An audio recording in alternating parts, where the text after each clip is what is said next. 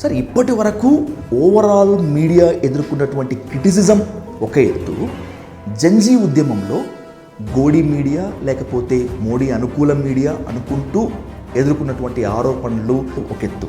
Media చాలా కాలంగా తన మార్గాన్ని విడిచిపెట్టి క్రెడిబిలిటీ కోల్పోయిన ఒక దశలో ఉన్నది. మీడియా ఇక అట్లా చలామణి కాలేదు, ఎందుకంటే దాన్ని గాలి తీసేస్తాను, దాని విశ్వసనీయతను మొత్తం ఊరికి అట్లా బజార్లో వేసి కొట్టేస్తాను. పటాపంచలు చేసేసి బీజేపీ మెడలు వంచింది జెన్జీ. మీరు ఊహించారా సార్ ఈ స్థాయిలో విక్టరీ వస్తుంది అని? నేను చెప్తున్న భారతదేశంలో ఇది నమోదు చేయాల్సిన ఒక చరిత్ర. ఎప్పుడైతే వాళ్ళ మీద లాఠీ చార్జ్ చేసినారో ఆ లాఠీలకు ఎదురు నిలబడ్డారు. మారని ఒక వీడియో వచ్చింది. సార్ మోదీ భయపడ్డాడు, బలికా తలుచుకోలేదు, అందుకే వేరెవరినో బలి చేశాడు అనేటువంటిది ఒక డైరెక్ట్ స్టేట్మెంట్. ఆ మీద కూడా విపరీతమైన ట్రోలింగ్ చేస్తున్నారు. ముందున్నది రా ముసలం ఏమైపోయింది రా, ఇప్పటికీ అయిపోయింది అనుకున్నావు, RSS దిగుతుంది రిప్ అని పెడితే అంకుల్ అని పోలీసు వాళ్ళు ఎందుకు పిలుస్తారు కదా, వాడు కొడతా ఉంటా అంకుల్ అని అంటే ఎందుకు పిలుస్తారు, పువ్వులు ఎందుకు ఇస్తారు, టిఫిన్ చేసినావు ఎందుకు అడుగుతారు, ఆవు కావాలని ఎందుకంటారు, జోకులు వేస్తున్నారు వాళ్ళు. అంటే ఒకవేళ లాఠీ చార్జ్ లేకుంటే ఇంత ఉండవుతుంది. జెన్జీ ఉద్యమం మోసినటువంటి ప్రధానమైన నింద ఏంటంటే తుక్డే గ్యాంగ్ అని, విదేశీ ఫండింగ్ అని ఉంది. చేస్తే చాలా సౌకర్యంగా వస్తుండే కదా, ప్లాంట్గా వస్తుండే కదా. జొమాటో ఎందుకు, స్విగ్గీ ఎందుకు, ఎవరి దగ్గర అడక తినడం ఎందుకు, ఆడికేడికి తిరగడం ఎందుకు. జెన్జీ తరంలో నిరూపణ భవిష్యత్తు వాళ్ళదే, భవిష్యత్తు వచ్చే ఉద్యమాలు అట్లాగే ఉంటాయని నా భావన. ఎప్పుడు వచ్చామని కాదు, బుల్లెట్ దిగిందా లేదా, తెలుగు ఫిలిం ఇండస్ట్రీని షేక్ చేసి ఆపై తెలుగు రాష్ట్రాలను చుట్టేసినటువంటి ఫేమస్ డైలాగ్ ఇది. కొడితే కుంభస్థలాన్ని మాత్రమే కొట్టాలి అనేటువంటి ఓ రాజు ఉపదేశాన్ని తీసుకున్నటువంటి కాక్రోచ్ జనతా పార్టీ అనుకున్న టార్గెట్ రీచ్ అయింది, కుంభస్థలాన్నే కొట్టింది. ఎట్టి పరిస్థితుల్లో మా గవర్నమెంట్ వెనకడుగు వేయదు, రాజీనామాలు ఉండవని చెప్పినటువంటి బీజేపీ మెడలు వంచింది. అయితే ఎన్నో నిందలు ఆరోపణలు మోసినటువంటి ఆ జెన్జీ ఉద్యమం ఇప్పుడే మరింతగా విమర్శలు ఆరోపణలు ఎదుర్కొంటుంది. ఈ జెన్జీ ఉద్యమం సక్సెస్ నుంచి యువత భవిష్యత్తులో ఏం నేర్చుకోవాలి, అలాగే మీడియా ఏం సరిదిద్దుకోవాలి అనేటువంటి దానిపై ఇన్ డీటెయిల్గా ఇన్ డెప్త్గా డిస్కస్ చేద్దాం. Let's invite prominent journalist and senior editor Allam Narayana sir on to the Dial News hot seat with Vijay Sadhu. Sir నమస్తే. Thank you so much sir. First time మీరు డయల్ న్యూస్ హాట్ సీట్లో ఉన్నారు. I'm very much happy to have you on that sir. Sir first of all చాలా senior ఉన్నటువంటి journalist, చాలా senior editor కాబట్టి మీడియాతోనే start చేస్తాను సార్. సార్ ఇప్పటి వరకు ఓవరాల్ మీడియా ఎదుర్కొన్నటువంటి క్రిటిసిజం ఒక ఎత్తు, జెన్జీ ఉద్యమంలో గోడి మీడియా లేకపోతే మోడీ అనుకూల మీడియా అనుకుంటూ ఎదుర్కొన్నటువంటి ఆరోపణలు అవమానాలు ఒక ఎత్తు. మీడియా నేర్చుకోవాల్సిన మార్చుకోవాల్సినటువంటి సమయం ఆసన్నమైందా? తప్పనిసరిగా ఆసన్నమైంది. మీడియా చాలా కాలంగా తన మార్గాన్ని విడిచిపెట్టి, ఏవైతే మౌలిక సూత్రాలు ఉన్నాయో వాటిని కూడా విడిచిపెట్టి క్రెడిబిలిటీ కోల్పోయిన ఒక దశలో ఉన్నది. అంటే విశ్వసనీయత లేని ఒక మీడియా అయిపోయింది. దీనికి అనేక కారణాలు. ఈ అనేక కారణాలలో చాలా ముఖ్యమైన విషయాలను ఇప్పుడు చెప్పుకోవచ్చు మనం, ఎందుకంటే ఈ ఉద్యమం సందర్భంగా బయటకు వచ్చిన విషయాలు. బిగినింగ్ విత్ ఇప్పుడు ఉదాహరణకి ఉద్యమం ఎందుకు వచ్చింది, ఆ యువత నిరాశ నిస్పృహలు, తర్వాత భంగపాట్లు, వీటన్నిటితో పాటు వ్యవస్థీకృతంగా యువతకు జరుగుతున్న అన్యాయాలు, వివక్షలు, దారుణాలు, వాళ్ళకు ఉద్యోగాలు లేకపోవడం, ఇట్లాంటివన్నీ కారణాలు. యాక్చువల్గా అయితే మీడియా ఒరిజినల్గా వాటి మీద కాన్సన్ట్రేట్ చేస్తే ఈ పరిస్థితి రాకపోతుందా. భారతదేశంలో ఏ దేశంలో లేనంత, అంటే 2-3 దేశాల పెట్టు 60 అంటే దాదాపు 60 crores 600 million యూత్. ఈ యూత్ ఇన్ని రోజులలో వ్యవస్థీకృతంగా ఏం జరుగుతున్నది, యూత్కి ఎవరు పట్టించుకుంటున్నారు, ఎందుకు ఇట్లా తయారవుతున్నది, నిరుద్యోగిత ఏంటి, అసలు వాళ్ళ ఉపాధి ఏంటి, చదువుకున్న వాళ్ళకు జరుగుతున్న వ్యవహారాలు ఏంటి, లీకేజ్లు ఏంటి, ఇట్లాంటి విషయాలన్నిటి మీద మీడియా ఎప్పుడు మాట్లాడలేదు. ఎప్పుడైతే యూత్ ఈ మొత్తం గడిచి జంతర్ మంతర్కి వచ్చినాక మాట్లాడడం ప్రారంభించింది. ఏం మాట్లాడింది మీడియా, ఇక వీళ్ళు దేశద్రోహులని మాట్లాడడం అనిపిస్తుంది. అంటే మీరు ఉద్యమిస్తే తప్పని మీరు మీడియా దృష్టిలో మీరు ఎక్కడో స్టూడియోలో ఉండి మాట్లాడటం వేరు, ఏకంగా కార్యక్షేత్రంలోకి దిగి మాట్లాడడం. దానికి తోడు ముఖ్యంగా మోదీ షా లేదా భారతీయ జనతా పార్టీ ప్రభుత్వం వచ్చిన తర్వాత ఈ 12 సంవత్సరాల కాలంలో మనకు అనేక సంఘటనలు తెలుసు. ఎట్లాగైతే మొత్తం వ్యవస్థల్ని స్వాధీనం చేసుకున్నారో, మొత్తం అధికారం అంటే సంపూర్ణ అధికారం అనే వైపు వీళ్ళు పోయినారో, సంపూర్ణ అధికారంతో పాటు పర్మనెంట్ అధికారం, శాశ్వత అధికారం దిక్కు పయనిస్తుంది సంఘ పరివారం. ఈ 100 సంవత్సరాల వాళ్ళ కళ నెరవేరడానికి సిద్ధంగా ఉన్నట్టుగా వాళ్ళు ఫీల్ అయిపోయారు. దీంట్లో భాగంగానే ఈడీలు, సిబిఐలు లాంటి వ్యవస్థీకృతమైన వ్యవహారాలు అన్నీ దాటిపోయి ఈవెన్ కోర్టులు, మనం మాట్లాడుకోవాల్సిన న్యాయ వ్యవస్థ, ఎన్నికల వ్యవస్థ, వీటన్నిటినీ స్వాధీనం చేసుకున్న తర్వాత మీడియా స్వాధీనం చేసుకున్నది. మీడియా అనేది ఇవాళ మనం ఉన్న స్థితి, ఎన్డీటీవీ ఉదంతం తీసుకోవచ్చు, మీడియా మీద జరిగిన బీబీసీ మీద దాడితో సహా అనేక సంఘటనలు ఉన్నాయి. వీటన్నిటితో పాటు రీసెంట్గా మన దగ్గర జరిగిన యూఏపీఏ పెట్టినారు అతని మీద, రాహుల్. అంటే ఈ మీడియాని పూర్తిగా అణచివేసి తన సొంత, అందుకే గోధి మీడియా అని వచ్చింది కాబట్టి సొంత మీడియా చేసుకున్నది. అదానీ అంబానీ చేతుల్లోకి మీడియా పోయింది. ఈ అదానీ అంబానీతో సహా కార్పొరేట్ వ్యవస్థల కోసం మన ప్రభుత్వం పనిచేస్తున్నది జగమెరిగిన సత్యం. దాంట్లోనే ఈ మూమెంట్లో కూడా వచ్చింది. మీరు బంగ్లాదేశ్ పోతే అదానికి ఆ కాంట్రాక్ట్ వస్తుంది, మీరు శ్రీలంక పోతే అదానికి ఇది వస్తుంది, మీరు అమెరికా పోతే అదానికి ఇది వస్తుంది. సరే, అది వేరే సబ్జెక్ట్. కానీ మీడియా తన ఒరిజినల్ స్వభావాన్ని కోల్పోయి, ఒకటి భయభ్రాంతులను చేసినారు, వ్యవస్థలను ఆక్రమించుకోవడం, 2 లోపల నుంచి ఆక్రమించుకున్నారు. పెట్టుబడులని వీటన్నిటి మీద దాడులు చేయడంతో పాటుగా పెట్టుబడులను ప్రేరేపించి ఆక్రమించుకున్నారు. ఈ మొత్తం వ్యవస్థలతో మనం 4 ఏవైతే చెప్పుకుంటామో అవన్నిటిని, ఎట్లాగూ పార్లమెంట్లు, సైన్యాలు ఇవన్నీ రాజ్యాంగ యంత్రంలో భాగంగా ఉంటాయి. కానీ దానికి తోడు బయట ఉండే అన్ని స్వతంత్ర వ్యవస్థలన్నింటినీ కూడా మనం వాళ్ళని దాడుల కోసం వాటి కోసం ఉపయోగించుకున్నారు. న్యాయ వ్యవస్థను ఉపయోగించుకున్నారు. తర్వాత ఇది మీద బడి మీడియా అనేది లేకుండా చేస్తుంటే 4 వ్యవస్థల్ని సంపూర్ణంగా చేసిన తర్వాతనే మాకు సంపూర్ణ అధికారం అనే ఒక భావనలో, ఒక శాశ్వత అధికారం కోసం ఇప్పుడు తెచ్చే బిల్లులు కానీ వాళ్ళ భవిష్యత్తు కానీ అట్లా ఆలోచిస్తున్నారు. అందుకోసం మీడియా స్వతంత్రత కోల్పోయింది, మీడియా స్వేచ్ఛను కోల్పోయింది. ఎవరు ప్రశ్నించినా కూడా కనీసం మాట్లాడకుండా చేసే పద్ధతులన్నింటినీ భారతీయ జనతా పార్టీ 12 సంవత్సరాలుగా అమలు చేస్తూ చివరికి మాట్లాడే వాళ్ళనే కోల్పోయింది. ఎందుకంటే అందరి మీద కేసులు, కనీస పౌర స్వేచ్ఛలు అంటాం కదా, సివిల్ సొసైటీకి ఉండే ఒక స్వేచ్ఛను కూడా, అంటే అడిగితే తప్పు, ప్రశ్నిస్తే తప్పు, టుకుడే గాంగు, అర్బన్ నక్సలైట్లు, పాకిస్తాన్ ఏజెంట్లు, చైనా ఏజెంట్లు, దేశభక్తి లేని వాళ్ళు, ఎన్ని రకాల వాళ్ళని అనాల్లో అన్ని రకాలుగా ముద్రలు వేసి ఒక మొత్తం నరేషన్ అంతా ఒక బిల్డప్ చేసి మొత్తం ఒక సైన్యాన్ని తయారు చేసి ఇక్కడ దాకా తీసుకొచ్చింది. కనుక మీడియా అనేది తన స్వతంత్రాన్ని కోల్పోయింది. ఇక్కడ మాట్లాడుకోవాల్సింది ఏంటంటే, ఈ మీడియా ఏం మాట్లాడాలనో దాన్ని కాకుండా అనంతర పర్యవసానాలలో వాళ్ళని కూడా నిందిస్తూ మాట్లాడినందువల్ల ఇవాళ అక్కడ గోధి మీడియా మీద తీవ్రమైన దాడి జరిగింది. ఇది ఒక గుణపాఠం మీడియాకి. భవిష్యత్తులో అసలు ఆ దృశ్యాలన్నీ చూసిన వాళ్ళు మర్చిపోలేరు. ఈ మీడియాకున్న వాల్యూ అనేది పోయింది అనేది అందరికీ అర్థమైంది. ఎందుకు పోయింది? ఇంకొక చిన్న వివరణలాగా చెప్పుకోవచ్చు. ఎలక్ట్రానిక్ మీడియా, ప్రింట్ మీడియా పోయింది, ఎలక్ట్రానిక్ మీడియా పోతున్నది. మీకు 9 o'clockకి ప్రైమ్ టైం డిస్కషన్స్ కూడా చూసే పరిస్థితి వల్ల లేదు. క్రమక్రమంగా డిజిటల్ ప్లేస్ అనేది, సోషల్ మీడియా అనేది ఆక్రమిస్తుంది. ఎందుకు? ఇవాళ మెయిన్ స్ట్రీమ్లో ఉన్న మీడియా అంతా రాజీ పడుతున్నారు. అది ఎక్కడైనా కావచ్చు, ఇక్కడ కూడా రాజీ పడుతుంది. ఇక్కడ ఆయన ఎందుకు భగీరథ్ కేసే మంచి ఉదాహరణ.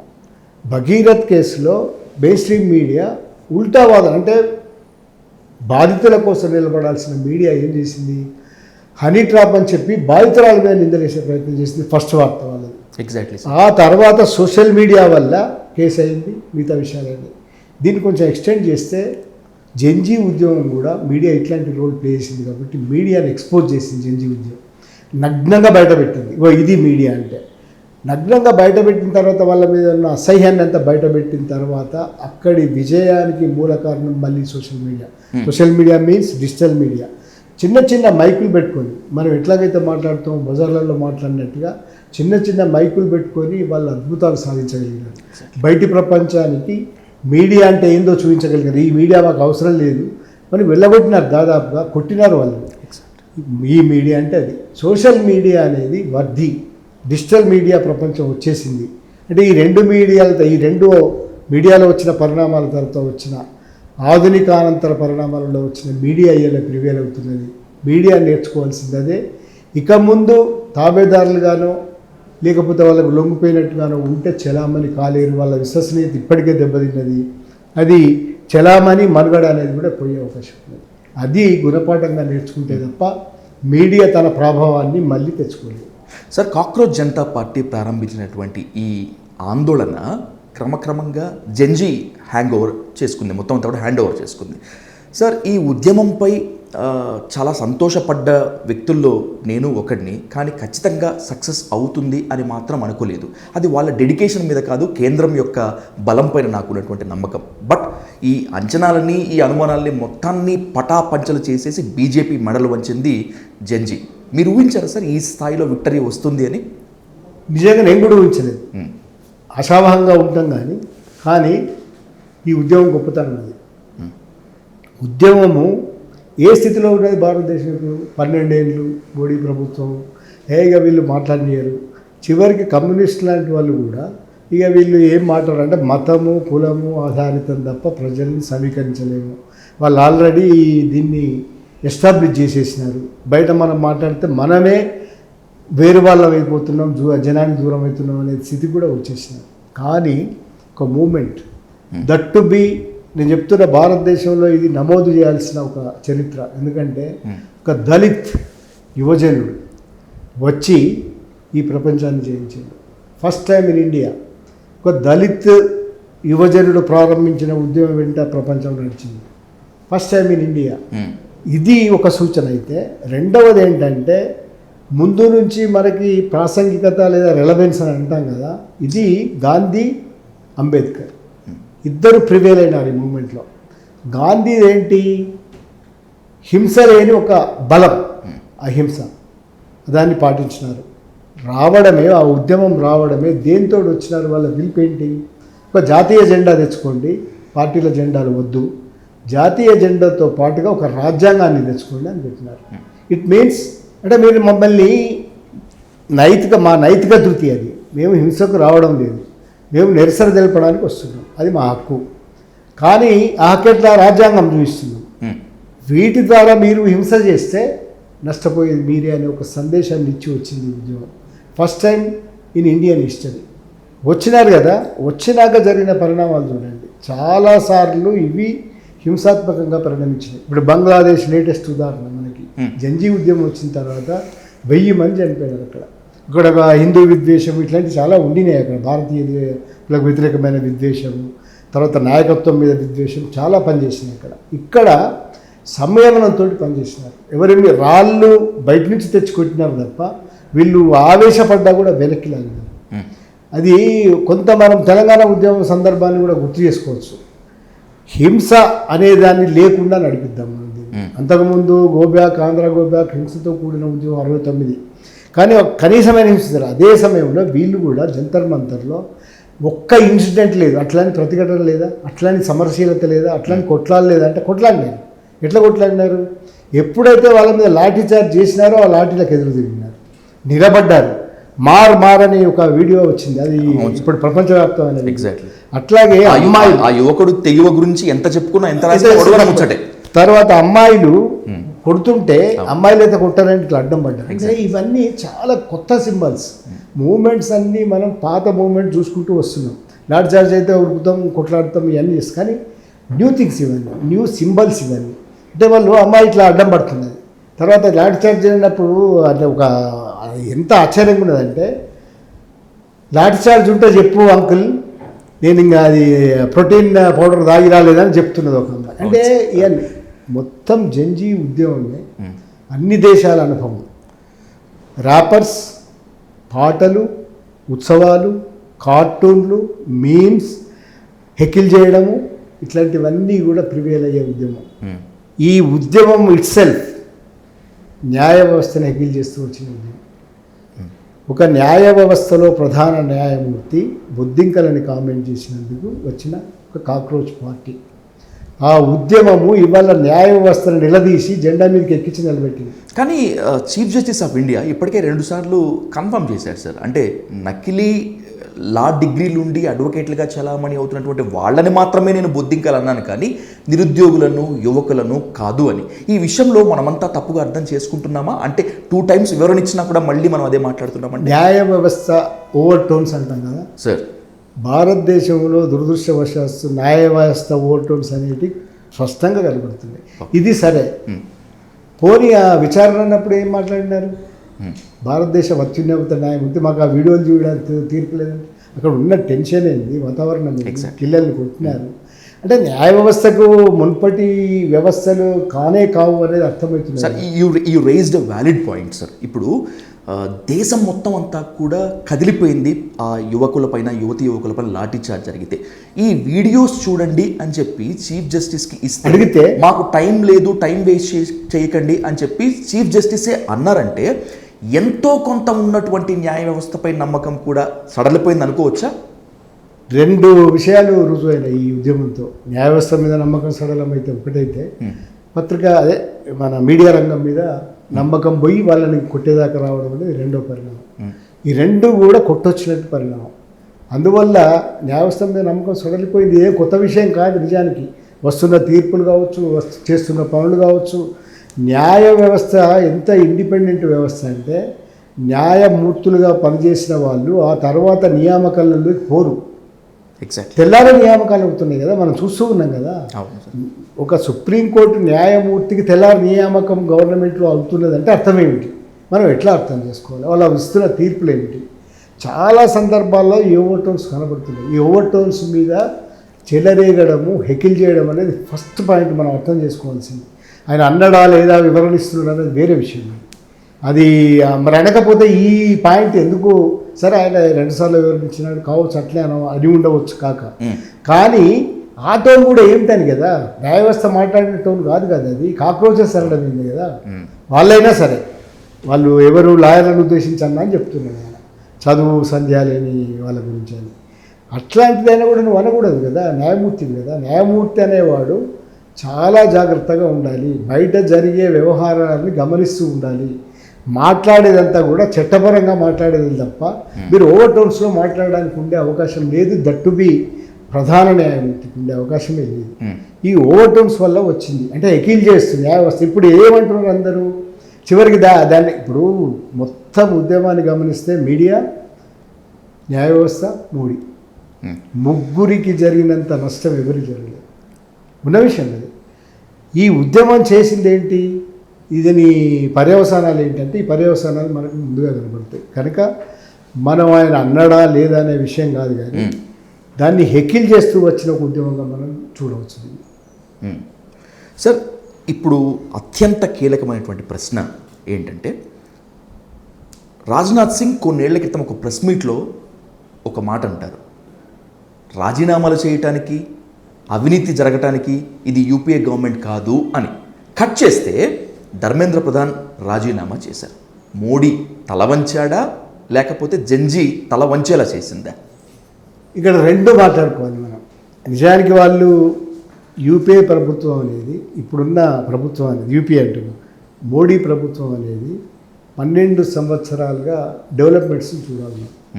మొత్తం సంఘ్ పరివారంలో కలిపి ఆలోచించుకుంటే తప్ప ఇది అర్థం కాదు. ఆర్ఎస్ఎస్ ప్లాన్ కానీ, సంఘ్ పరివార్ ప్లాన్ కానీ, ఒకటి అపరిమితమైన అధికారం సాధించగలిగింది. దాన్ని ఫాసిస్ట్ అని అంటున్నారు ఆల్రెడీ. ఈ అపరిమితమైన అధికారాల ద్వారా శాశ్వత అధికారం దిక్కు పయనిస్తున్నారు. ఒకటి మొత్తము నేషనల్ వైడ్గా ఇప్పుడు బిల్లు తెస్తున్న బిల్లులు కానీ, రెండోది జమిలీ ఎన్నికలు కానీ. ఈ రెండిటి సారాంశం ఏమిటంటే తర్వాత వచ్చే పరిణామాలు. ఇదంతా ఊహిస్తున్నది, ఇంతకుముందు మాట్లాడుతున్నది. కానీ ఫస్ట్ టైం రాజ్నాథ్ సింగ్ అన్నాడు కదా, మొట్టమొదటిసారి మోడీ తల వంచినాడు. ఎందుకంటే ఇది చలామణి కాదు, ఓకే, ఇది 90s తర్వాత వచ్చిన ఒక పరిణామాలు ఉన్నాయి, వాటి గుండా అర్థం చేసుకోవాలి. 90s తర్వాత వచ్చిన పరిణామాలు, ఆ అనంతరం వచ్చిన పరిణామాలు, ముఖ్యంగా ఆధునిక అనంతరంగా ఇలా వచ్చిన ఏఐ కావచ్చు, ఇంటర్నెట్ కావచ్చు, ఇవి మనుషుల్ని ముఖ్యంగా దేనికి పనికిరారు, వీళ్ళు వర్చువల్ వరల్డ్లో ఉంటారు, వీళ్ళకి సమాజం అర్థం కాలేదు, వీళ్ళు సమాజం గురించి మాట్లాడరు అనే జంజీని చైతన్యపరిచారు. ఇది గమనించలేరు వాళ్ళు. వాళ్ళు ఉపయోగించుకొని సైన్యాన్ని తయారు చేసినారు. ఫేక్ న్యూస్, తర్వాత అర్ధసత్యాలు, వీటన్నిటిని ప్రపంచం అంతా పరిచయం చేసినారు. హిందువులు తప్ప ఇక్కడ ఉండడానికి వీల్లేదని ప్రచారం చేయగలిగినారు. మత జాతీయవాదాన్ని రెచ్చగొట్టగలిగినారు. అసలు సిలబస్లనే మార్చేదాకా పోయినారు. శాస్త్రీయ పేరిట అశాస్త్రీయ విద్యను ప్రవేశపెట్టడానికి ప్రయత్నం చేసినారు. హేతువు ఏదీ లేకుండా ఈ ప్రపంచాన్ని నిర్మించడానికి చాలా ప్రయత్నాలు చేసినారు. ఎన్నాళ్ళు దానివల్ల వచ్చిన వాతావరణం ఒకటి అంధభక్తి అంటాం కదా, బత్తాయి అంటారు కదా, తయారైంది అట్లా. అంటే మీరు ఏమన్నా చెప్పండి, చివరికి ఒక మీ ఉద్యోగ సందర్భంలో వచ్చి దేవుడు వచ్చి అరే ఆ మోడీ తప్పు చేసినంటే ఏమంటాడంటే దేవుడిని అంటే అరే నువ్వు పాకిస్తాన్ అంటాడు దేవుడిని.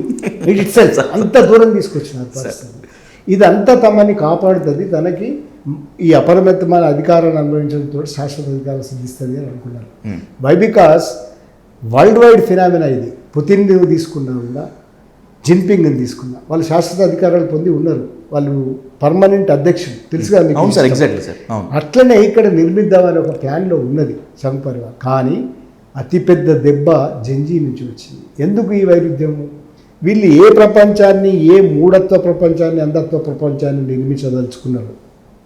ఈ ఆధునిక అనంతర తరం ఆ అంధత్వ ప్రచారానికి వ్యతిరేకంగా తమ ప్రపంచాన్ని నిర్మించుకున్నారు. అది వర్చువల్ వరల్డ్లో నిర్మించుకున్నారు. అదాని విజయమే ఇవాళ మనం చూస్తున్న విజయం. సార్, మోదీ భయపడ్డాడు, బలికా తలుచుకోలేదు, అందుకే వేరెవరినో బలి చేశాడు అనేటువంటిది ఒక డైరెక్ట్ స్టేట్మెంట్. చాలామంది దీన్ని విశ్వసిస్తున్నారు, బలంగా ప్రచారం చేస్తున్నారు. మీరు కూడా ఒప్పుకుంటారా దీన్ని? తప్పనిసరి. అయితే ఒకటి, దీని తర్వాత వచ్చిన నెరేషన్స్లో చాలా వస్తున్నాయి సార్. ఇప్పుడు ఉదాహరణకి మోడీ భయపడిపోయినాడు అని, తర్వాత ఇప్పుడు కాదు ముందున్నది ముస్లింల పండుగ అనేది, ఇట్లాంటివి కూడా వస్తుంది. అసలు ట్రోలింగ్ అంతా అదే కదా, నా మీద కూడా విపరీతమైన ట్రోలింగ్ చేస్తున్నారు. ఇదే ట్రోలింగ్. ఏం ట్రోలింగ్ అంటే ముందున్నది రా ముసలి ఏమైపోయింది రా, ఇప్పటికీ అయిపోయింది అనుకున్నావు, ఆర్ఎస్ఎస్ దిగుతుందా రిప్ అని పెడుతుంది, ఇట్లాంటివన్నీ ఉంటాయి కదా. ఇవన్నీ కూడా ఎందుకు వస్తున్నాయి అని అంటే అనంతర పరిణామాలను అంచనా వేయడం. ఇదే ఆగడు ఇక్కడితోటి, మోదీకి ఏదో ప్లాన్ ఉంది అనేది ఒక నెరేషన్. అయితే మోదీ తల వంచి నిజంగానే ప్రధాన్ని అది చేసినాడు, కొంత వెనక్కి తగ్గినాడు, ఈ పరిస్థితిని ఊహించినాడు అని. కానీ దీంట్లో మనము ఒక సాఫ్ట్ స్టేట్మెంట్ లాగా కనిపించారు. నిజానికి అది సాఫ్ట్ స్టేట్మెంట్ ఏం కాదు. ఆర్ఎస్ఎస్ భగవత్ స్టేట్మెంట్ మీరు చూడండి సార్. 3 రోజులుగా మోడీ మాట్లాడుతున్న విషయాన్ని చూడండి. ఈ మోడీ 3 రోజులుగా యూత్ గురించి మాత్రమే మాట్లాడుతున్నారు. ఒకటి అర్ధరాత్రి సెల్ఫీ చేయడం ఒకటైతే 3 రోజులుగా యూత్ గురించి మాట్లాడుతున్నారు. భగవత్ ఏమన్నాడు? యూత్ని కొంచెం అర్థం చేసుకోవాలి మనము, ఆ యువజనులు మనం చెప్పినట్టుగా వినే యువజనులు కాదు, కొంచెం వాళ్ళని లాజిక్ల తోటి మాట్లాడాలి అని చెప్తున్నాడు కదా. లాజిక్ లేని వ్యవహారాలను డెవలప్ చేస్తున్నారు కదా ప్రపంచం అంతా, మీరే కదా డెవలప్ చేసింది. వాట్సాప్ యూనివర్సిటీకి లాజిక్ లేదు, హేతువు లేదు, ఏది లేదు కదా. దాన్ని డెవలప్ చేసి ఇప్పుడు తార్కికంగా ఆలోచించుకుంటే ఎక్కడి నుంచి వస్తుంది? ప్రపంచాన్ని ధ్వంసం చేస్తున్నారు మీరు. ప్రపంచ నాగరికత ప్రపంచాన్ని ధ్వంసం చేస్తున్నారు, వెనక్కి తీసుకుపోదాం అనుకుంటున్నారు. ఆర్యభట్టులు మా గురించి మాట్లాడతారు, విమానాల గురించి మాట్లాడతారు, ఏది పడితే అదే మాట్లాడేస్తున్నారు కదా. దీని పర్యవసానాలు ఇట్లాగే ఉంటుంది. కానీ సైన్స్ ఒక దిక్కు ఇది ఒప్పుకోదు కదా, విజ్ఞానం ఇది ఒక్క దిక్కు ఒప్పుకోదు కదా, మనకు వస్తున్న జ్ఞానం ఒప్పుకోదు కదా. ఈ జ్ఞానము ఆలోచనలకు వాళ్ళకి ఉన్న వైరుధ్యం మధ్యలో మోడీ వెనక్కి తగ్గి ఉండవచ్చు, కానీ వాళ్ళ ఆలోచనలు ఇదే. దీని తర్వాత ఏం జరుగుతుంది అనేది, దీని తర్వాత కాక్రోచ్ పార్టీ ఏం చేస్తుంది అనేది చాలా ముఖ్యమైన విషయం. ఈ రెండింటి మధ్యనే మనము నరేషన్ నిర్ణయించగలం. Exactly sir. సరే, ఇప్పుడు ఒక మహత్తరమైన విజయం సాధించిన తర్వాత ఆ పోరాటానికి, ఆ పోరాట వీరులకి బాధ్యత మరింతగా పెరుగుతుంది. పొగరు పెరిగిందా, ఉద్యమము అక్కడితో ఆగిపోయినట్లే. చరిత్ర దానికి మనకు ఎన్నో సాక్ష్యాధారాలు చూపిస్తుంది. కాక్రోచ్ జనతా పార్టీపై ఉన్నటువంటి బాధ్యత, జంజీపై ఉన్నటువంటి కర్తవ్యం ఏంటి సార్? నిజానికి కాక్రోచ్ పార్టీ వాళ్ళకి పొగరు పెరగడం అనేది ఫస్ట్ స్టేట్మెంటే పొగరు లేదు అనేది అర్థమైంది. ఇదికే స్టేట్మెంట్ నిజంగా మంచి స్టేట్మెంట్. అది నన్ను హీరోని చేయకండి అన్నది ది గ్రేట్ స్టేట్మెంట్. అది నన్ను హీరోని చేయకండి, దేశంలో హీరోలను చేసే ఇక్కడ దాకా వచ్చింది అనేది ఉద్దేశం. ఇప్పుడు భారతీయ జనతా పార్టీ లేదా సంఘ్ పరివార్కి అయినా ఎవరు హీరో? ఓన్లీ మోడీ. మోడీ తప్ప ప్రపంచం లేదు. పెద్ద పెద్ద నాయకుల్ని మోడీ కోసం పక్కన పెట్టేస్తున్నారు. మురళీ జోషి కావచ్చు, చాలామంది, అద్వానీ ఈవెన్. అంటే అందరినీ తీసుకుపోయి ఒక విగ్రహాన్ని ప్రతిష్ఠించారు వాళ్ళు. మీరు అది పని చేయకండి, వ్యక్తి వ్యవహారాలు కాదు ఇవి, సామూహిక విషయం ఇది, నన్ను హీరోని చేయకండి అన్నాడు దీప్కే. తర్వాత ఆయన చాలా సందర్భాలు మనం గమనిస్తాం, మూమెంట్ జరిగినప్పుడు ప్రతినిధులు మాట్లాడినారు, దీప్కే ఎక్కడ కనపడలే. గుడ్ సైడ్ అది. చర్చలకు కూడా, కేంద్రం చర్చలకు కూడా పోలే ఆయన. అధికార ప్రతినిధులు వెళ్ళారు. తర్వాత ఇంటికి పోయి రెస్ట్ తీసుకుంటా అన్నాడు తప్ప ఎక్కడ మళ్ళా ఒకటే మాట్లాడినాడు. భవిష్యత్తు ఎక్కడ ఉంటుంది, ఇది పొగరలేదు అనడానికి ఒక ఉదాహరణ. కానీ ఇలా భవిష్యత్తు ఎక్కడ ఉన్నది అనడానికి ఇవాళ స్టేట్మెంట్ల ఆధారంగా చెప్తాను. మనం చాలా తీర్మానాలు చేస్తుంటాం, ఎందుకంటే బయట ఉన్నాం కదా, దీనికి అది లేదంటాం, ఇది లేదంటే, వీళ్ళకి ఒక సమగ్ర దృష్టి లేదంటాం, ప్రపంచాన్ని ఇంకా వీళ్ళు అర్థం చేసుకోలేదంటే, కాక్రోచ్ పార్టీ చిన్నది, ఒక సమస్యను పట్టుకొని ఏదో చేసింది అంటే, ఇవన్నీ అసలు పాత సంప్రదాయాలు. జంజీ ఉద్యమం అనేది చాలా వాటిలలో ఒక మైలురాయిగా నిలిచింది. మొదలు అది గుర్తుపెట్టుకుంటే వాళ్ళ భవిష్యత్తు అర్థమవుతుంది. ఒకటి, అసలు కనీసం టచ్ చేయడానికి వీల్లేని, ముట్టుకోవడానికి వీల్లేని భారతీయ జనతా పార్టీ ఆధిపత్యాన్ని టచ్ చేసి చూపించింది. దానికి ఫస్ట్ కదలిక చూపించింది. లౌకికవాదం ఇక చెలామణి కాదు భారతదేశంలో అనుకున్న అందరూ మూలకు పడ్డట్టుగా మాట్లాడుతున్న విషయాలని లౌకికవాదాన్ని ఎత్తి చూపింది. ఏవైతే వీళ్ళు బదనాం చేస్తున్నారో వాటన్నిటి మీద ఎక్కుపెట్టింది. అది పాకిస్తాన్ గురించి మాట్లాడారు వాళ్ళు. తర్వాత అన్ని మతాలు, జాతులు అన్నీ వచ్చి కూర్చున్నాయి అక్కడ, వాళ్ళ నినాదాలలో ఉన్నాయి. శివాజీ నుంచి మొదలుకుంటే అన్నింటినీ వాళ్ళు ఆదరించినట్టుగా జంతర్ మంతర్ ఒక్క సీన్ కనబడుతుంది. మూడోది ఏంటంటే, ఇదే అధికారం అనేదాన్ని మనం ఇంకా దీనికి లేదు అనే దాంట్లో ఫస్ట్ టైం ఒక కదలిక తెచ్చి ఒక సక్సెస్ని తెచ్చి చూపించింది. ఈ మూడింటితో పాటుగా ఇవాళ స్టేట్మెంట్ చెప్తాను. ఇవాళ స్టేట్మెంట్లో ఏముంది, కాక్రోచ్ పార్టీది ఇది ఇంతటితో ఆగదు, బిగినింగ్ ఆఫ్ ది ఎండ్, ఇది అంతం కాదు, ఇది ఆరంభం అని అన్నారు. ఇట్ మీన్స్ చాలా ఉన్నాయి. ఇంకా ఒక అబ్బాయి నినాదం చెప్పి మీకు చెప్తాను. టాటా బై బై అంకుల్, నేను మళ్ళీ వస్తా, గడ్కరీది ఉన్నది ఇంకా ప్రపంచం, అప్పుడు వస్తానంటున్నాడు. అంటే తెలుగులో ఒక అద్భుతమైన మీమ్ చేశారు సార్. ఇప్పుడు బొద్దింకలు మొత్తం అంతా కూడా చెరకరసం వైపు వెళ్తున్నాయి అని చెప్పి ఇథనాల్ పెట్రోల్ అదే గడ్కరీ. అంటే వాళ్ళకి అదొకటి చిన్న విషయం కానీ పెద్ద విషయం చెప్తారు. రెండు విషయాలు మాట్లాడినారు, ఇది ఇంతటితో అయిపోలేదు. ఒకటి, విద్యా వ్యవస్థ ప్రక్షాళన. విద్యా వ్యవస్థ ప్రక్షాళన ఇప్పుడు జరిగిన లీకేజీలు, వీటి విషయాలు, వ్యవస్థలో ఉన్న లోపాలు సవరణ, వాళ్ళు ఏదో చేస్తున్నారు, హై పవర్ కమిటీ అంటారు. కాదు, అంతకు మించిన ఒక ఎజెండాని దీప్కే ప్రకటనలో ఉంది. ఏంటి ఎజెండా? బడులని ప్రభుత్వ పరం చేయాలి, పాఠశాలలు అందరికీ అందుబాటులో ఉండాలి, విద్య అందరికీ అందుబాటులో ఉంది, ప్రామాణికమైన నాణ్యమైన విద్య అందరికీ అందుబాటు. పెద్ద బిగ్ విషయం ఇది భారతదేశంలో. ఎందుకంటే ఇట్లా అంచెలంచెలుగా ఉన్న ఒక వ్యవస్థలో ప్రాథమిక పాఠశాలలు లేదా ప్రభుత్వ పాఠశాలలన్నీ కేవలం అభాగ్య సోదరులు అయినప్పుడు, ప్రపంచం అంతా వేరే రకంగా ఉన్నప్పుడు కోరుకున్న అతి ముఖ్యమైన డిమాండ్ ఉచిత విద్య గురించి, ప్రామాణికమైన విద్య అందరికీ అందుబాటు అనేది పెద్ద డిమాండ్. దానికోసం ఏం చేయదు గవర్నమెంట్. అది అయిపోయిందా? చివరిలో ఒక మాట ఉంది దీంట్లో, ఈ భారతదేశంలో ఎవరైనా చెప్పుకోవడం అంటే వినడానికి ఎవ్వరూ లేరు. అంటే ఒక ఫిర్యాదు చేద్దామంటే వినడానికి ఎవరు లేరు, లేదా తన రోదన చెప్పుకుందామంటే ఎవరు వినటం లేరు, తన ఏడుపో సమస్య చెప్పుకుందామంటే వినడం లేరు. అట్లాంటి వ్యవస్థలు కావాలి, జవాబుదారీ వ్యవస్థ. అంటే ఈ జవాబుదారీ వ్యవస్థ అంటే ఏమిటి కథ? ప్రపంచం ఇట్లా లేదు, ప్రభుత్వాలు అట్లా లేవు, ఈ జవాబుదారీ వ్యవస్థను నిర్మించాలి. ఈ రెండు ఎజెండాలు చాలయా ప్రపంచాన్ని జయించడానికి? రెండు ఎజెండాలు చాలయా మళ్ళీ ఒక్కసారి విప్లవం సృష్టించుకోవడానికి? ఇది కంటిన్యూ అవుతుందా? వ్యవస్థాపరంగా ఎట్లుంటుంది? ఇప్పుడు వచ్చిన సపోర్ట్ వస్తుందా? ఇప్పుడంటే తల్లిదండ్రుల ఇన్వాల్వ్మెంటు, చనిపోయిన వాళ్ళ ఇన్వాల్వ్మెంటు, సమాజం ఇన్వాల్వ్మెంటు, లాఠీ చార్జ్ జరిగినప్పుడు చూసిన ఇన్వాల్వ్మెంట్, వీటన్నిటి వల్ల ఒక పెద్ద ఒక స్పెక్ట్రమ్ ఏర్పడ్డది. కానీ అదర్వైజ్ ఎట్లా ఏర్పడుతుంది అనుకున్నప్పుడు ఈ ఎజెండా చాలు, వాళ్ళకి ఎజెండా ఉంది, వాళ్ళు ఏం సామాన్యులు కాదు. ఇది మొట్టమొదటి ఉద్యమం కాదు, చాలా థియరీస్ ఉన్నాయి. ఇంటర్నెట్ ఉద్యమాలు అరబ్ రెవల్యూషన్ నుంచి మొదలుకుంటే, అరబ్ విప్లవం నుంచి ఇప్పటిదాకా జరిగిన పరిణామాలన్నింటిలో కూడా ఒక క్రమానుగతమైన వ్యవహారం ఉంది. ఇంటర్నెట్లో యుద్ధాలు ఎట్లా చేయాలి, ఇంటర్నెట్లో ఉద్యమాలు ఎట్లా చేయాలి, ఇంటర్నెట్లో సమాజాలను ఎట్లా మార్చాలి, ఇంటర్నెట్లో రాజ్యాధికారం ఎట్లా సాధించాలనే దాకా థియరీస్ ఉన్నాయి. ఇవన్నీ ఇదివరకు వీళ్ళు బాగా చదువుకున్న వాళ్ళు పిల్లలు. ఇద్దరు జర్నలిజం బ్యాక్గ్రౌండ్, దీప్కే అండ్ ఇంకో సౌరవ్, మూడో అతను కాన్పూర్ ఐఐటి. అంటే చదువుకున్న వాళ్ళు, వీళ్ళు చదువుకొని వచ్చిన వాళ్ళు, రాజ్యాంగం చదువుకున్న వాళ్ళు, హక్కులను చదువుకున్న వాళ్ళు, ప్రపంచంలో వచ్చిన ఇట్లాంటి ఉద్యమాల్ని గమనించిన వాళ్ళు కాదు, చదువుకున్న వాళ్ళు. అన్ని థీరీస్ ఉన్నాయి, గోల్డెన్ ఉన్నాయి థీరీస్. అతను పోలాండ్ వన్ స్టాండప్ కమెడియన్, ఒప్పోలో అతను సంథింగ్ ఏదో నేమ్ ఉంది, పెద్ద ఉద్యమాన్ని చేసినాడు.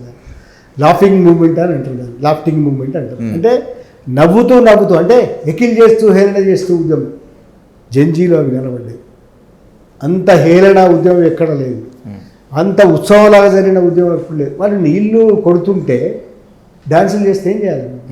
వాళ్ళు అది అడ్డం పెడితే దాన్ని ఎక్కి ఊరేగుతుంటే ఏం చేయాలి? వాళ్ళు తలుపులు పెడితే దాన్ని తోసుకపోతే ఏం చేయాలి? మనం తెలియదు ఎవరికి. తాడు వెళ్తే వాడు టగ్ ఆఫ్ వార్ వాడితే ఏం చేయాలి మనం? ఇది ఈ పాట్నాలు అంటే ఒక కొత్త మూమెంట్, కొత్త హెకిల్ చేయడం గురించి మాట్లాడుకుంటే మనల్ని కదిలించినవి, మనకు పట్టినవి, దాని మీద నిరంతరం ఆలోచించాలి చేసేటివి అన్నీ కూడా ప్లెకార్డ్స్ అండ్ మీమ్స్ అన్నీ వాళ్ళు చెప్పిన విషయాలు. ఇవి ఎక్కడి నుంచి వచ్చినాయి? రూట్స్ ఏంటిది? ఇది వరకు జరిగిన లాఫ్టింగ్ మూమెంట్ లాంటి. అందుకే కదా ఇప్పుడు అంటున్నారు అసలు ఇదంతా పెద్ద ప్లాన్ ప్రకారం జరిగింది. మోడీని ఏమి కదిలించలేము ఇట్లయితే వ్యవస్థీకృతంగా. కనుక మోడీని కదిలించాలంటే మొదలు ఆయనని నీచానికి దించాలి, కిందికి దించాలి. అందుకోసం ఆ మీమ్స్ ఎట్లుండే అవి కొన్ని ఇప్పుడు కేసు కూడా పెడుతున్నారట, మళ్ళీ మొదలైందట. అంటే మనము మాట్లాడుకోలేకుండా కూడా ఉన్నాయి కొన్ని మీమ్స్. ఎగ్జాక్ట్లీ, అవి మామూలుగా కాదు కదా, అది ఆశ్చర్యం. ఈ కేంద్రం ఎన్ని అబద్ధాలు ఆడుతుందంటే నా మాజీ బాయ్ ఫ్రెండ్ కూడా ఎక్కువ ఆడుతుందని చెప్పి ఒక అమ్మాయి పట్టుకుంటుంది. అది ఇంకా మర్యాద ఉంది అసలు. 56 ఇంచ్ గురించి అబ్బో ఎన్ని లొల్లులు ఉన్నాయి. ఎగ్జాక్ట్లీ. ఇవన్నీ కూడా దీనికి రూట్స్ ఉన్నాయి. జెన్జీ మూవ్మెంట్లలో 2 రకాల జరిగింది. అందుకే ఉద్యమం ఒకటి ఉత్సవంలాగా చేస్తారు. ఏదన్నైనా అంకుల్ అని పోలీసు వాళ్ళు ఎందుకు పిలుస్తారు? వాడు కొడతా ఉంటా అంకుల్ అని అంటే ఎందుకు పిలుస్తారు? పువ్వులు ఎందుకు ఇస్తారు? టిఫిన్ చేసినా ఎందుకు అడుగుతారు? ఆవు కావాలని ఎందుకు అంటారు? జోకులు వేస్తున్నారు వాళ్ళు. అంటే ఇది ఉత్సవంలాగా రాత్రి పూట డాన్సులు చేస్తున్నారు. ఉత్సవం ఒక దిక్కు అయితే రెండో వైపు ప్రతిఘటన. ఈ రెండింటి సమ్మిళితంగా చేసిన ఉద్యమం ఇది ఒక నమూనా. అంటే ఆధునిక ఉద్యమాలు ఇట్లుంటాయి. మనము అంటే ఏ కమ్యూనిస్ట్ పార్టీలు మిగతా ఉద్యమాలు తెలుసు మనకి. ఇక్కడ తెలంగాణ ఉద్యమం కూర్చున్నాం, అది కొంచెం రొడగొట్టలేదు. దాంట్లో కూడా కొన్ని ఇన్నోవేటివ్ చేసింది ఏంటంటే రోడ్ల మీద భోజనాలు చేయడం. ఇన్నోవేటివ్గా చేసిండ్రు. తెలంగాణ మూవ్మెంట్ ఒకటే జరిగింది లైవ్గా, అది కొన్ని ఇన్నోవేటివ్గా ఉండేది. కానీ ఇప్పుడు వచ్చినంత ఇన్నోవేషన్, ఇప్పుడు వచ్చినంత కొత్త తరహా మూమెంట్ ఇట్లా చేయొచ్చు అనేది ఇప్పటివరకు మనం చూడలేదు. కనుక ఇది ఒక హోప్నిచ్చింది. ఈ హోప్ని నిన్నటి స్టేట్మెంట్లు బలపరుస్తుంది. బిగినింగ్ ఆఫ్ ది ఎండ్ అంటే ఇది అంతం కాదు, ఆరంభం అంటే అర్థం అదే. ఈ 2 డిమాండ్స్ నేను చెప్పిన 2 వాళ్ళ తర్వాత ఏం మాట్లాడతారని తెలియదు. కానీ వాళ్ళకి పొగరు లేదు ఒకటైతే, అదేదో పెద్ద విషయం అనేది లేదు ఒకటైతే. ఎందుకంటే స్టార్లు చేయకండి వాళ్ళు ఏమో అట్లా బయట ప్రకటించలేదు. ఊరికే డ్యాన్సులు చేసిండ్రు, ఏదో ఆడే పిల్లలాగానే ఉన్నారు తప్ప పోతే గంభీరంగా క్లెయిమ్లు ఉంటాయి కదా. ఇక మన దాంట్లో ఏం చేసిన క్లెయిమ్లు ఉంటాయి కదా. ఇక మన దాంట్లో ఉద్యమాలు చేసినామంటే నేనే చేసిన మేమే చేసిన క్లెయిమ్స్ ఉంటాయి. ఆ క్లెయిమ్ కూడా లేకుండా గప్ చుప్పుగా వెళ్ళిపోయారు. అది ఒకటి హోప్ ఇస్తున్నది. స్టార్ వద్దన్నారు, హోప్ ఇస్తున్నది. రెండవది ఆ ఎజెండా. అంటే ఫిర్యాదులు వినలేని, జవాబుదారం లేని అనేది ఎక్కడికైనా ఎక్స్టెన్షన్ తీసుకుపోవచ్చు. ఈ భారతదేశంలో బాధ వినేటోళ్ళు లేడా అనేదాన్ని ఎక్కడికైనా తీసుకుపోవచ్చు.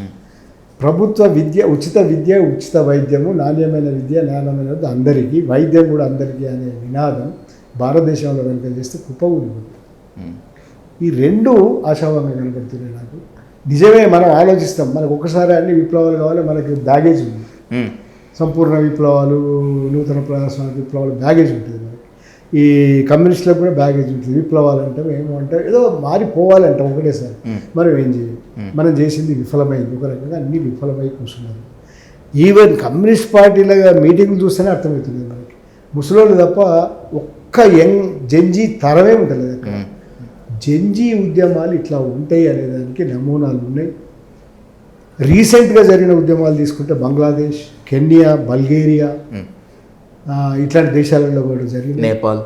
నేపాల్ అయితే ప్రభుత్వమే మారిపోయింది సార్. అవును, అతను కూడా బలెన్షా ఏమున్నది అది. అవును, దాని పరిణామం కూడా చూడాలి. సరే, దాని ఇంకా ఏజెన్సీలు ఉన్నాయంటారు, అది వేరే విషయం. ఇది ఎన్జిఓలు, ఏజెన్సీలు, అమెరికన్ ఏజెన్సీలు, అది వేరే. దాని కథ పోనీ ఇచ్చిపెడదు, అట్లే ఉండవచ్చు కాక. కానీ ఏ మూమెంట్ అయినా కూడా అక్కడి చట్టాలకు వ్యతిరేకంగా, అక్కడ వాటికి వ్యతిరేకంగా వచ్చింది. ఇది ఫస్ట్ టైం విద్యా వ్యవస్థలో జరిగిన లోపాలతో మొదలుపెట్టి నిరంకుశ విధానాల మీద ఎక్కుపెట్టిన అస్త్రమై చివరికి విజయం సాధించింది. ఒకవేళ లాడ్ చార్జ్ లేకుంటే ఇంత ఉండకపోతుండే. లాడ్ చార్జ్ లేకపోతే ఇన్ని సిటీలలో జరగకపోతుండే. గవర్నమెంట్ ఇట్ సెల్ఫ్ దిద్దుకోవాల్సిన తప్పేంటంటే నిరసనను సహించడము కనీసం అనేది నేర్చుకోకపోతే మొత్తం ప్రపంచ చరిత్రలో ఉన్న అందరూ అటోక్రాటిక్ నియంత్రణ రాజ్యాలు ఎట్ల పతనమైతే ఆల్ ఆఫ్ సడన్ ఒక ప్రధాని నిందితురాలై పక్క దేశంలో ఉన్నది ఇప్పటికి బంగ్లాదేశ్ ప్రధాని. ఎగ్జాక్ట్లీ అట్లనే జరిగే అవకాశం ఉంటుంది. ఇది భారతీయ జనతా పార్టీ లాంటి వాళ్ళు నేర్చుకోవాల్సిన పాఠం, మీడియా నేర్చుకోవాల్సిన పాఠం. అది మీడియా ఇక అట్లా చలామణి కాలేదు, ఎందుకంటే దాన్ని గాలి తీసేసినారు. దాని విశ్వసనీయతను మొత్తం ఊరికి అట్లా బజార్లో వేసి కొట్టేసినారు.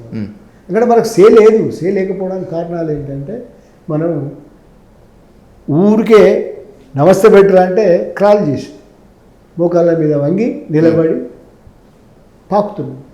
అది దృష్టాంతాలు. ఇవాళ డికోడర్ వేసుకొని ఎన్డీటీవీకి సామ్రాజ్యాన్ని వెళ్ళేవాడు ప్రణయ్ రాయ్ లాంటి ఒక ప్రముఖ ఒక మాస్టర్ జర్నలిస్ట్ డికోడర్ వేసుకొని తిరుగుతున్నాడు. రవీష్ ఒకటి సొంతంగా పెట్టుకొని మాట్లాడుతున్నాడు.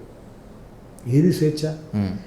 వాళ్ళది ఇవాళ రాజ్యం. నేను చెప్తున్నా, డికోడర్ పెట్టుకొని అదేంది ఆమె పేరేంది మన బర్కాదత్ అక్కడ రాజ్యం చేసింది. అవును సార్, పోరాళ్ళ మధ్యలో నిలబడి ఏం రాజ్యం చేసింది అంటే ఆమె జంజీ అయిపోతున్నది. అవును. కనుక కాలం చెల్లింది మీడియాలకి. సోషల్ మీడియా అనేది దీని దృష్టాంతం అనేది మన ఆంధ్రప్రదేశ్లో, మన తెలంగాణలో, తెలుగు స్టేట్లలో నిరూపణ అయింది. జంజీ తరంలో నిరూపణ. భవిష్యత్తు వాళ్ళదే. భవిష్యత్తు వచ్చే ఉద్యమాలు అట్లాగే ఉంటాయని నా భావన. సార్, ముఖ్యమైన 2 ప్రశ్నలతో ముగిస్తాను సార్. మొదటిది, ఉద్యమం ప్రారంభమైన నాటి నుంచి మొన్నటి వరకు కాక్రోచ్ జనతా పార్టీ మాత్రమే కాకుండా జంజీ ఉద్యమం మోసినటువంటి ప్రధానమైన నింద ఏంటంటే తుక్డే గ్యాంగ్ అని, విదేశీ ఫండింగ్ అని ఉంది. కేంద్రమే ప్రెస్ మీట్ పెట్టి అఫీషియల్గా చెప్పింది దీని వెనుక విదేశీ హస్తాలు ఉన్నట్లు, విదేశీ ఫండింగ్ ఉన్నట్లు మా దగ్గర ఎలాంటి ఆధారాలు లేవు అని. కానీ ధర్మేంద్ర ప్రధాన్ మాత్రం రాజీనామా లేఖలో విదేశీ మూకలకు అరాచకం ఎక్కువగా సృష్టించకుండా ఉండేందుకే నేను రాజీనామా చేస్తున్నాను అని అంటున్నారు. ఈ డిప్లొమసీ ఏంటి అర్థం కావట్లేదు అసలు. అసలు విదేశీ నిధులు అనేది ఒక మిత్. మన దగ్గర ఎన్జిఓలు ఉన్నమాట నిజమే. వెనుకబడ్డ అన్ని దేశాలలో ఎన్జిఓలు ప్రివేల్ అవుతున్నమాట నిజమే. ఎన్జిఓలకు వస్తున్న నిధులు వేరు, ఇట్లాంటి వీళ్ళంటున్న దేశద్రోహానికి పెట్టే నిధులు వేరు. ఐఎస్ఐ లేకుంటే చైనా ఇట్లాంటి వాటి మీదే కదా ఎక్కువ వీళ్ళు అనేది. వేరే వాళ్ళు అస్థిరపరచడానికి వేరే వాళ్ళ కారణం ఏం లేదు. మనం ట్రంప్కేమీ వ్యతిరేకులం కాదు, ఆయనతోటి కొట్లాడే వాళ్ళం కాదు. ఈ విదేశీ నిధులు అనేది అన్ని బద్దలు కొట్టడం అంటే ఆయన చివరి దాంట్లో రాసినాడు. 2 కారణాలు రాసినాడు. ఒకటి, కేవలం అట్లాంటి వాళ్ళకి ఛాన్స్ ఇవ్వకూడదని, పిల్లలు నష్టపోకూడదని నేనేదో చేసినాను అన్నాడు ధర్మేంద్ర ప్రధాన్. ఎంత పచ్చి అబద్ధాన్ని చాలా కాలంగా మిగతా విషయాలు ఎట్లాగైతే ప్రచారం చేస్తున్నారు. నేను చెప్తున్న మీద అర్బన్ నక్సల్స్ కావచ్చు, పాకిస్తాన్ ఏజెంట్ కావచ్చు, కిచెన్ మతస్థులని కావచ్చు, ముస్లిం కోర్ మతస్థులని కావచ్చు, ఇట్లాంటివన్నీ ఉన్నాయి కదా. వీటిలాగానే తుక్కుడే గ్యాంగ్ అంటే మనము భారతదేశాన్ని విచ్ఛిన్నం చేద్దామని ఫస్ట్ టైం ఇన్ హిస్టరీ దీన్ని తిప్పికొట్టడానికి మనం మాటలు మాట్లాడుతున్నాం తప్ప ఆచరణలో తిప్పికొట్టినారు. ఎట్లా? మళ్ళీ మీమ్సే ఆధారం, మనకి పిల్లల మాటలే ఆధారం. ఛాయ్ ఎక్కడి నుంచి వచ్చిందంటే పాకిస్తాన్ పంపించింది 13 రూపాయలు అని చెప్తున్నారు. 30 రూపాయలు బస్ కిరాయి పంపించినారు, 50 రూపాయలు అంటే వాళ్ళు దాన్ని హెకిల్ చేసినారు. Which is fact. ప్రభుత్వం అది చెప్తుంది ద్వంద్వం. ఒకదేమో ప్రభుత్వం చెప్తుంది, ప్రధాని రాజీనామా చేసేమో కాదు దానికి విరుద్ధంగా చెప్తుంది. ఇప్పుడు ఎస్టాబ్లిష్ చేసే కేసులు కూడా అవే చెప్తాయి. ఇప్పుడు అక్కడ అన్నం పెట్టే విషయాలలో మనం కళ్ళతో చూసిన జంతర్ మంతర్లు ఉదాహరణకి మొత్తం సొసైటీ ఒక సంఘీభావంగా. ఇప్పుడు హైదరాబాద్ నుంచి కూడా చాలా పోస్టులు చూసుంటారు మీరు. చాలా పోస్టులలో నేను పంపించవచ్చా, ఎక్కడికి పంపించాలి, ఎక్కడికి పంపిస్తే ఎట్లయితుంది, అక్కడ కుప్పబడిన అట్లాగే ఒక లైన్ కట్టిన స్విగ్గీ జొమాటోలను చూస్తుంది. అవును సార్, ఇది విదేశీ ఫండ్ అనలేదు కదా. దయచేసి ఎవరు ఇంకా ఆహారం పంపించండి అని రిక్వెస్ట్ చేశారు. వాళ్ళు తింటున్న ఆహారం కూడా చూపించారు. ఆ వీడియోలు కూడా ఉన్నాయి. అది చట్నీ ఉన్ను రొట్టెలు తింటున్నారు. అంటే వాళ్ళు ఈ ఆడంబరాలు లేవు అక్కడ. వాళ్ళకి ఎందుకు లేవు అనేది కూడా ఒక కారణం, అది వేరే విషయం. కానీ ఫస్ట్ టైం ప్రభుత్వము ఆ వాదన అనేది తప్పు అనేది నిరూపణ అయింది. వాళ్ళ వల్లనే ఏది తుకుడే తుకుడే గ్యాంగ్ సపోర్ట్ చేస్తున్నది, విదేశీ నిధులు అందుతున్నాయి అనేది అంగీకరించాల్సిన విషయం. ఇది అందుతలేవు అనేది అంగీకరించాల్సింది. ఎందుకంటే దీంట్లో చాలా వరకు మతాల జాతుల ప్రస్తావనతో పాటుగా ముద్రలు వేసే పార్టీలను ఇన్వాల్వ్ చేయలేదు. ఒక్క పార్టీ కూడా అక్కడికి వచ్చి కూర్చోలేదు. మంచి పని అయింది. ఓ రకంగా కమ్యూనిస్ట్తో సహా క్లెయిమ్ చేసుకుంటారు. అందువల్ల కూడా దానికి ఒక ఉన్నతి పెరిగింది. అంటే ఒక పార్టీ వచ్చినా తుకుడే కానీ వాళ్ళతో కలపవచ్చు, ఇంకేదైనా వచ్చినా కలపవచ్చు. ముస్లిం పార్టీ వచ్చింది అనుకోండి కలపవచ్చు. ఎవ్వరూ రాలేదు. పెట్టినవాడు ముస్లిం అయి ఉండవచ్చు, లేదో కేసు పెడుతున్న వార్తలు వస్తున్నాయి. అన్నం తెచ్చినవాడు ముస్లిం అయి ఉండవచ్చు, జునైద్. కానీ ఒక ఆర్గనైజ్డ్గా పైసలు తెచ్చి పైనుంచి పంపు చేసి ఏది చేసింది కాదు. అది అక్కడ అర్థమవుతున్నది. చేస్తే చాలా సౌకర్యంగా వస్తుండే కదా, ప్లాంట్గా వస్తుండే కదా. జొమాటో ఎందుకు, స్విగ్గీ ఎందుకు, ఎవరి దగ్గర అడక తినడం ఎందుకు, ఆడిగిడి తినడం ఎందుకు, ఊరికే రొట్టె ఉన్నది తినడం ఎందుకు, చాలా ఉంటుంది కదా.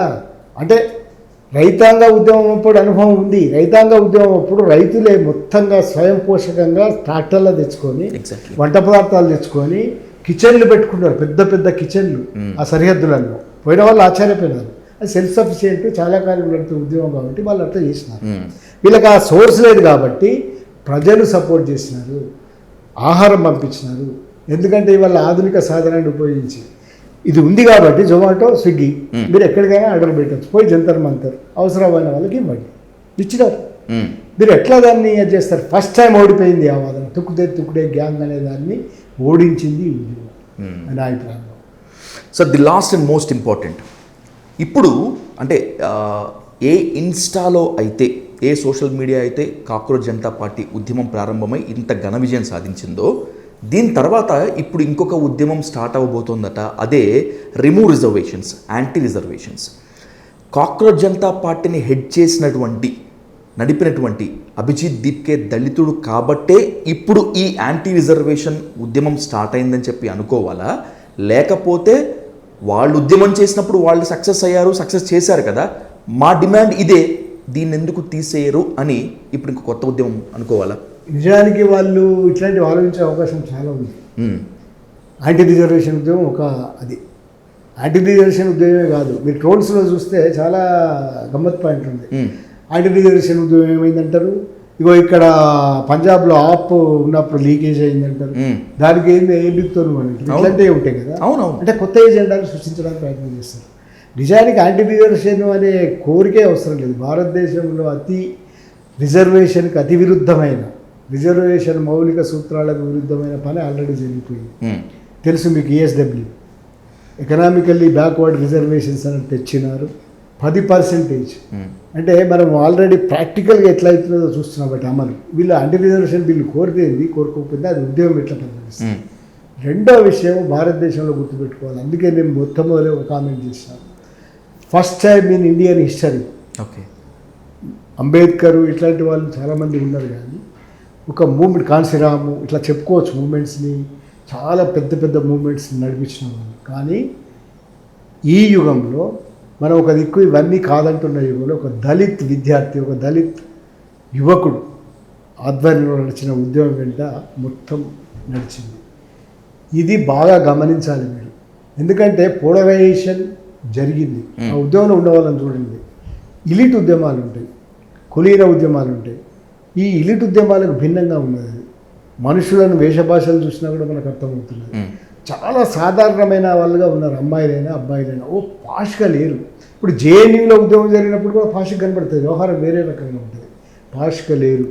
మిడిల్ క్లాస్, దిగువ మధ్య తరగతి, అప్పర్ మిడిల్ క్లాస్ లాగా ఉన్నారు. వీళ్ళంతా బహుశా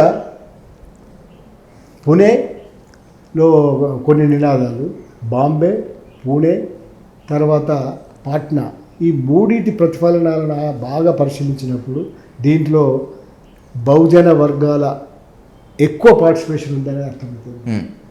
అంటే అర్థం చేసుకోవాలి, నువ్వు రిజర్వేషన్ మూవ్మెంట్ని పరిమితంగా చేయగలవు, ఇంత విస్తృతంగా చేయలేవు. భవిష్యత్తులో మీరు ఏం చేసినా కూడా దాన్ని తిప్పికొట్టే అవకాశం ఉన్నది. అవి సక్సెస్ కావు. ఆ ప్లాన్లతో కాకుండా మొత్తంగా ఆలోచిస్తే భారతీయ జనతా పార్టీ మెరుగైనది చేయగలదు. కానీ కుట్రలతోటి, అబద్ధాలతోటి మనలో ప్రపంచాన్ని నిర్మించలేదు. ఎందుకంటే అవి కూల్చివేసినారు ప్రాథమికంగా. ఏవైతే నిందలేస్తూ వచ్చినారో దేశభక్తి అనే దాన్ని వీళ్ళు నిరూపించుకున్నారు. ఫస్ట్ టైం అంధభక్తి కాకుండా దేశభక్తి అంటే ఎట్లుడో నిరూపించుకున్నారు వాళ్ళు జంతర్ మంతర్లో. మీరు చెప్పే అన్నిటినీ తిప్పికొట్టిన ఏకైక ఉద్యమం కాబట్టి ఇట్లాంటి ఎన్ని చేసినా కూడా అవి నడవవు. మీరు ప్రాథమికంగా మొత్తంగానే ఒక వ్యూహాన్ని ఆలోచించుకుంటే తప్ప మీకు పనిచేయదు ఇది. ఎందుకంటే మీ వ్యూహం ఓడిపోయింది ఒక రకంగా. ప్రాథమికంగానే ఓడిపోయింది, పూర్తిగా అంటలేను. ఒక కదలిక వచ్చింది, ఆ కదలిక ఇంతటితో ఆగుతుందని నేను అనుకోను. భారతదేశంలో మీరు ఎన్ని ప్రయత్నాలు చేసినా ఇట్లాంటివి ఫ్యూచర్లో చూసే అవకాశం మాత్రం ఉంది. Right sir. సార్ పుల్లాల మంటివి కదరా ఇదిగో పులి పిల్లాలమై వచ్చినాంబ్రా అని చెప్పి తెలుగు రాష్ట్రాల్లో విప్లవోద్యమాన్ని ఊపేసినటువంటి పాట ఒకటి ఉంది. దానికి ఇప్పుడు సజీవ సాక్ష్యము కాక్రోచ్ జనతా పార్టీగా నిలుస్తోంది. సో ఈ ఉద్యమం పంచినటువంటి ఈ విజయ స్ఫూర్తిని మునుముందుకు తీసుకువెళ్ళాలని, వాటిని చాటి చెప్పేటువంటి క్రమంలో మీలాంటి వ్యక్తులు ట్రోలింగ్కి గురవుతున్నా కూడా మళ్ళీ ఉద్యమ స్ఫూర్తిని మాలాంటి తరానికి, మా తర్వాత తరానికి పంచాలని మనస్ఫూర్తిగా కోరుకుంటూ thank you so much for the interview sir. Thank you.